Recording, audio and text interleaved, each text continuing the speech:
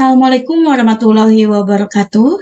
Perkenalkan, kami dari tim Pengabdian kepada Masyarakat tahun 2023 yang beranggotakan Ibu Dr. Andaruli Meliawati MPD sebagai Ketua Tim PKM, kemudian Bapak Profesor Dr. Ruswandi Sidauruk MPD, dan saya sendiri Ibu Aktri Wulandari MPD, dan Esther Damayanti Manik, kemudian Esra Novianti Boru Karo.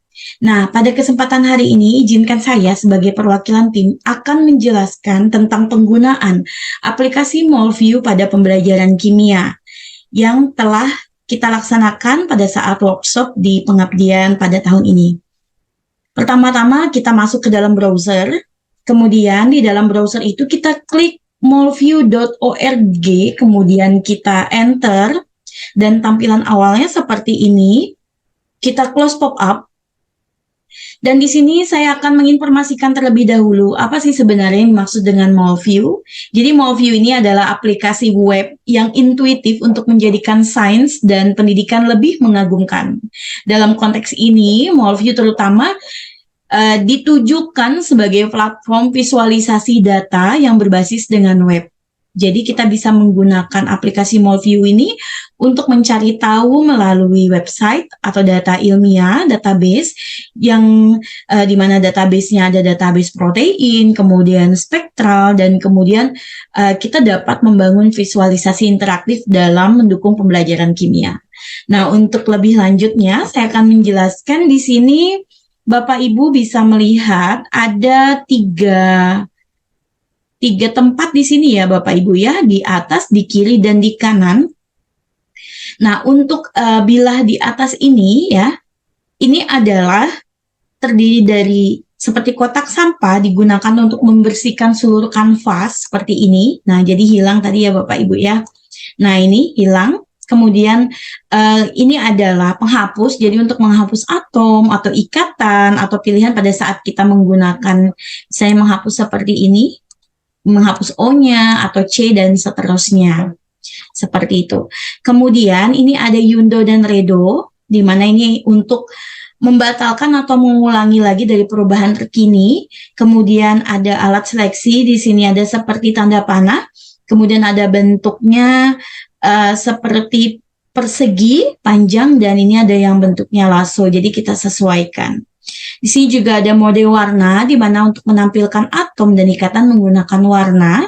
Kemudian ada mode penuh juga di sini ya Bapak Ibu. Kemudian di sini ada pusat atau memusatkan seluruh molekul. Di sini ada untuk bebersihnya, paint-nya.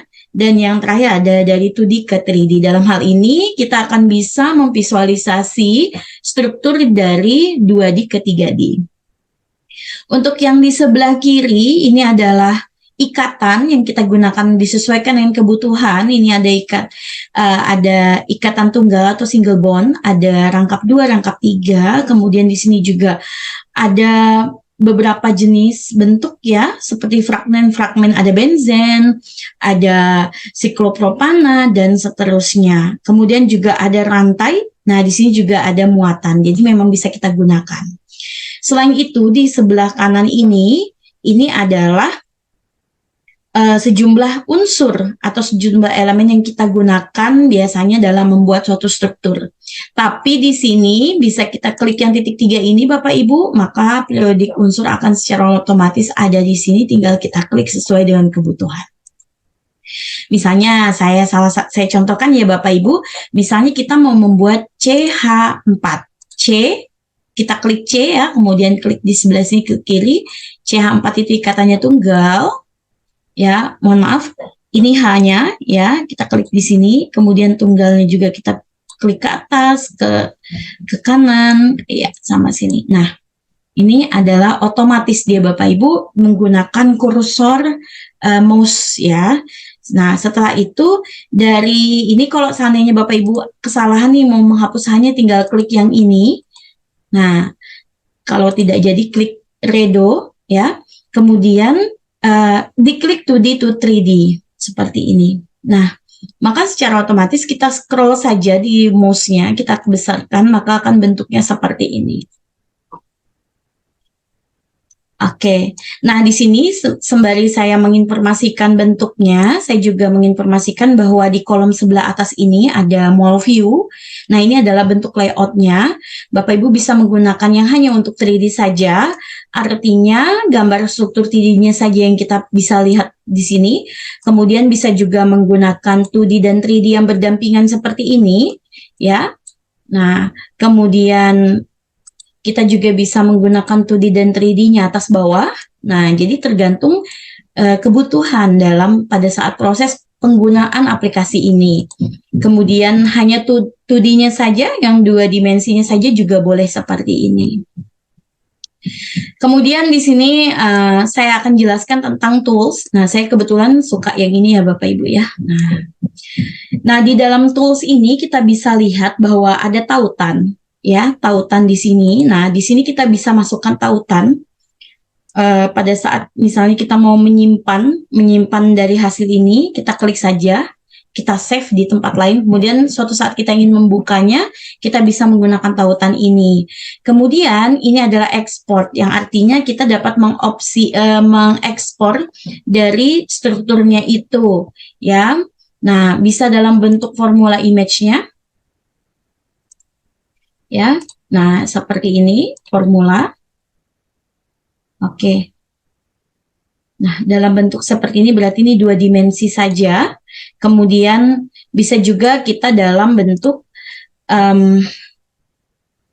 toolsnya mau 3 dimensinya yang kita download boleh, ya. Model 3 dimensinya seperti ini. Nah, hanya saja ini tidak bisa kita putar karena dia sudah dalam bentuk gambar ya. Oke.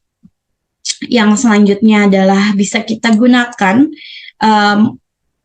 kita unduh menggunakan mol filenya. Kemudian di sini juga ada kartu informasi yang berfungsi untuk mengumpulkan atau menampilkan informasi tentang rumus strukturnya. Misalnya ini tadi tentang metana. Nah, jadi di sini otomatis ada informasinya. Seandainya Bapak Ibu merasa kesulitan karena menggunakan bukan bahasa Indonesia, ini bisa ditranslate di Google Translate. Kemudian kita return dan kita kembali pada menu tools. Ya, di sini ada spektroskopi, artinya kita bisa melihat spektrum. Ini disesuaikan biasanya dalam mengajarkan kimia anorganik. Nah, misalnya spektrum masanya. Nah, berarti spektrum massa dari CH4 itu seperti ini. Bagaimana kalau spektrum IR-nya? Bisa juga seperti ini. Nah, ini berarti metana itu seperti ini spektrum IR-nya. Ini bisa digunakan untuk pelengkap dari soal-soal yang ingin Bapak Ibu berikan. Kemudian di sini ada PubChem source. Ini artinya adanya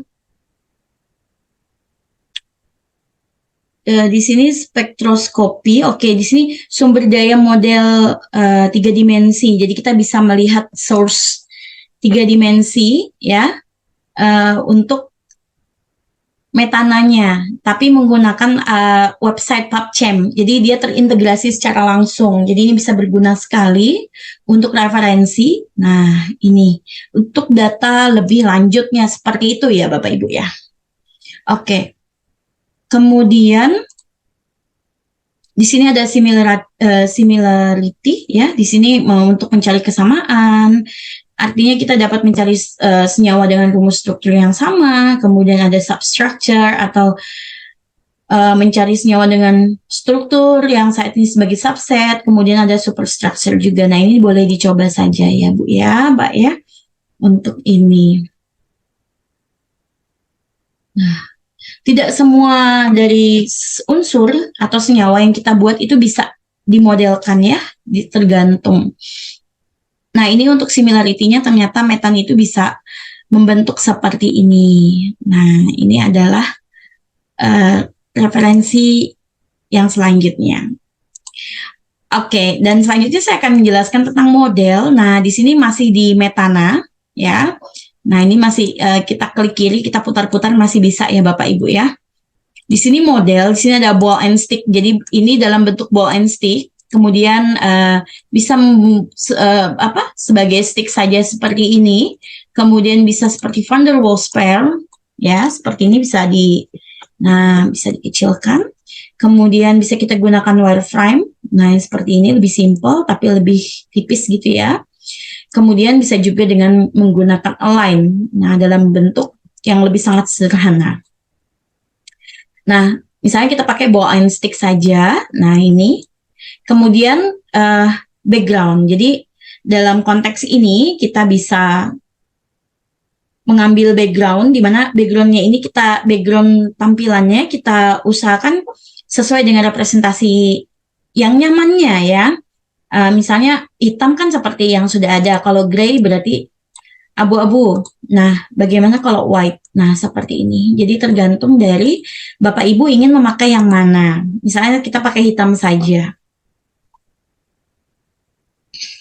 Oke, yang selanjutnya di sini ada tools, engine, ada JLMol. Jadi JLMol ini digunakan untuk seandainya kita ingin membuat makromolekul, ya, karena ini bentuknya lebih tinggi. Kemudian di sini ada Gmol. Gmol ini kalau kita mau menjalankan fungsi dari menu Gmol, ya, dari yang ini. Kemudian di sini ada ChemDoodle. Nah, jika kita ingin membuat suatu struktur kristal, tapi tidak semua, saya ulangi, tidak semua dari beberapa senyawa yang ditampilkan itu dapat digunakan search engine ini.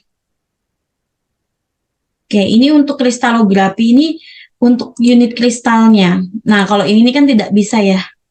Nah, karena dia tidak membentuk senyawa kristal seperti itu.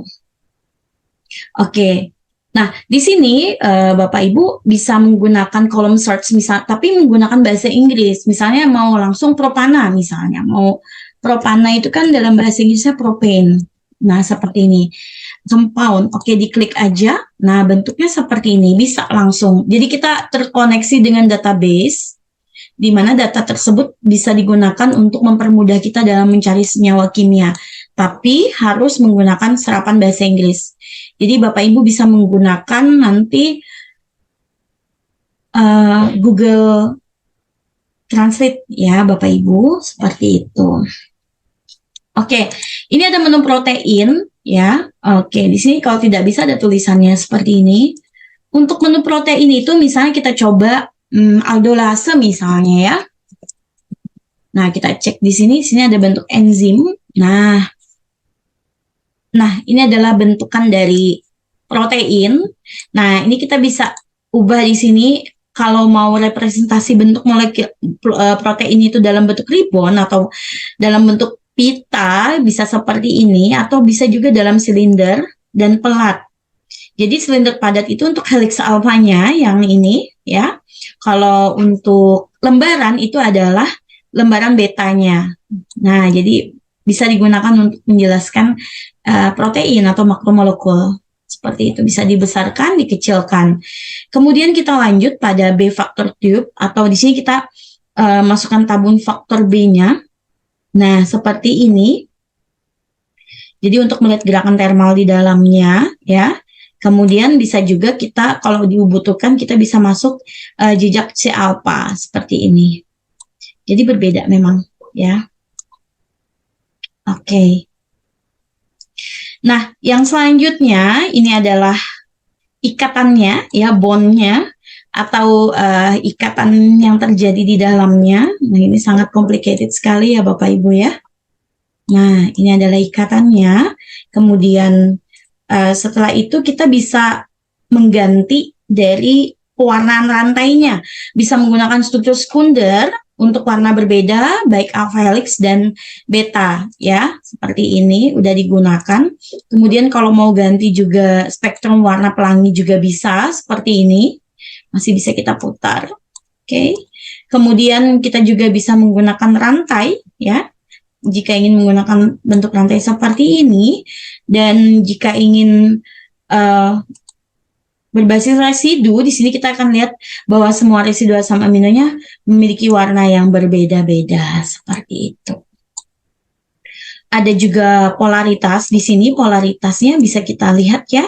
Nah, biasanya warna asam aminonya itu yang polar akan berwarna merah dan asam amino non polarnya akan berwarna putih. Nah, jadi setidaknya ini dapat merepresentasikan dari berbagai bentuk protein agar mudah divisualisasikan seperti itu. Dan yang terakhir ini ada B vektor. Di sini biasanya untuk yang warna B ini, yang untuk huruf warna biru ini adalah untuk faktor B rendahnya dan untuk faktor B tingginya itu belum tersedia sepertinya. Oke, lanjut. Nah, kalau ini karena kita masih menggunakan protein, jadi kita masih belum bisa. Coba kita ganti saja, misalnya kita menggunakan pirit ya, Bapak Ibu ya. Coba kita menggunakan pirit. Pirit itu mineral kalau tidak salah. Nah, kita senyawa mineral boleh kita gunakan ini. Nah, bentuknya seperti ini. Coba kita view jadi 2D to 3D. Bentuknya seperti ini.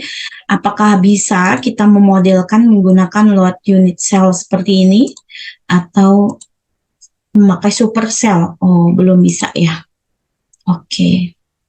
Nah, ini bisa kita lihat, kita hitung dari kualitasnya. Oh ya, ini belum bisa.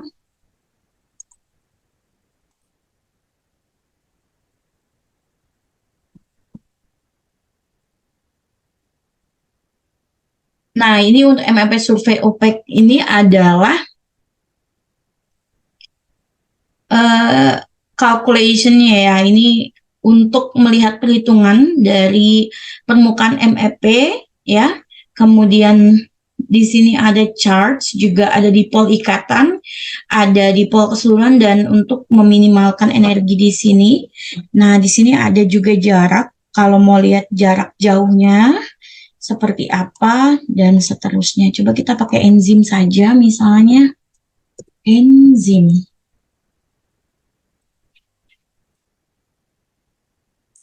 Coba kita cek pakai enzim. Apakah bisa? Nah, ini ya, Bapak Ibu ya. Nah, kita coba enzim, kita lihat distance-nya bisa tidak? Ya, jadi memang beberapa itu tidak bisa dilihat tergantung dari yang mau kita cek ya Bapak Ibu ya. Yang jelas untuk pengukurannya ini bisa menggunakan dapat diukur dengan jarak atau sudut di sini ya.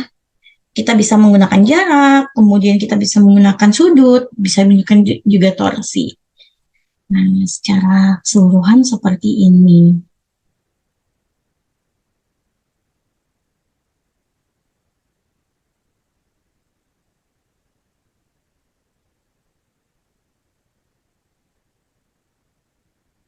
Eh,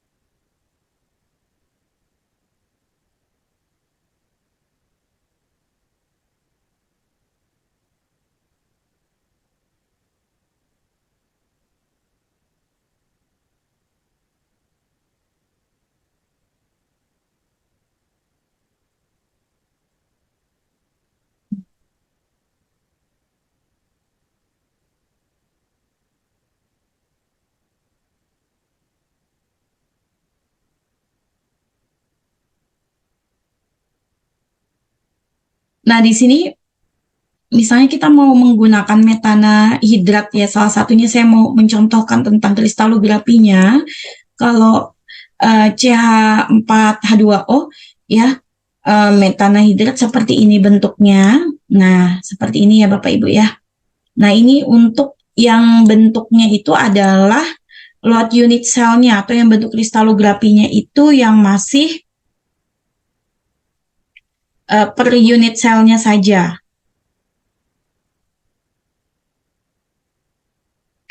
Oke.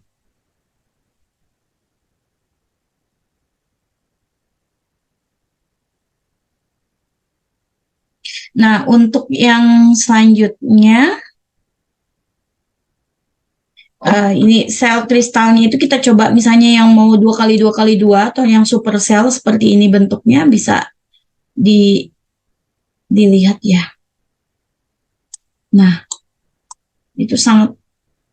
Nah, kalau ini kan bisa kelihatan. Nah, kalau mau lebih ini lagi, lebih banyak lagi, kita bisa menggunakan 1x3x3.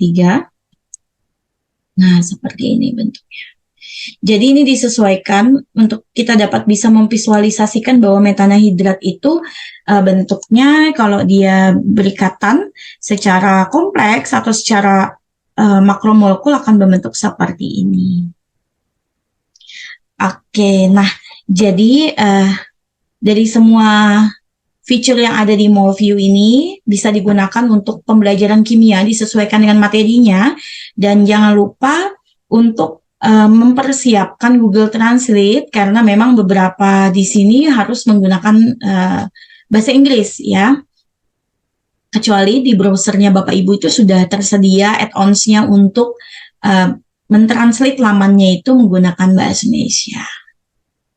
Baik, mungkin ini saja dulu. Saya cukupkan dulu untuk penjelasan dari penggunaan aplikasi MolView pada pembelajaran kimia di SMA. Semoga aplikasi ini dapat bermanfaat untuk Bapak Ibu dan bisa mengembangkan atau membuat pembelajaran kimia menjadi mudah dipahami dan menyenangkan. Terima kasih. Wassalamualaikum warahmatullahi wabarakatuh.